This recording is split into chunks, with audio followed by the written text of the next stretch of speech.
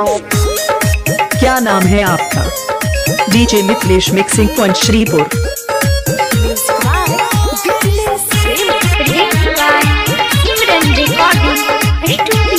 DJ Mithilesh mixing point Shripur.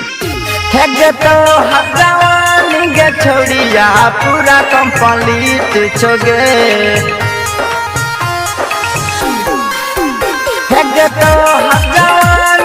छोड़िया पूरा complete छोगे कौन होटल आली लगाब छही चुम्मा तोहर मीठ छोगे कौन होटल आली लगाब छही चुम्मा तोहर मीठ छोगे।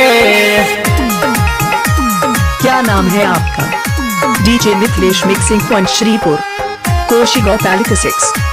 Mobile number 9824344042। गजब के छोड़ी तोहर लाले लाले ठोर के देखा में लागे छही बड़ा तू बेजोड़ गे गजब के छोड़ी तोहर लाले लाले ठोर के देखा में लागे छही बड़ा तू बेजोड़ गे कसल बदनिया छोड़ी पूरा तोहर पीठ छोगे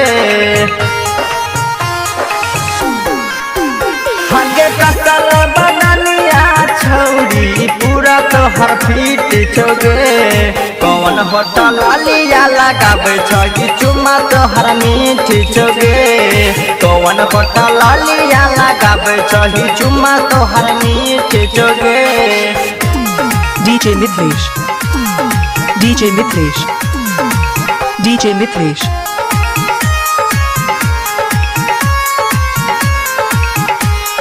16 बारिश में हो गया जवान गे गायक रवि यादव के तोरे पधायान गे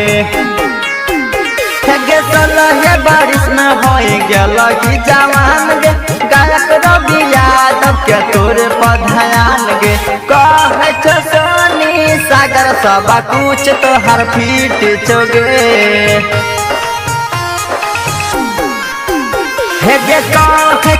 भाषा दर्द सब कुछ तोहर पीठ छोगे कौन होटल हाली लगाबे छही चुम्मा तोहर मीठ छोगे कौन होटल हाली लगाबे छही चुम्मा तोहर मीठ छोगे। DJ Mithilesh mixing point Shripur.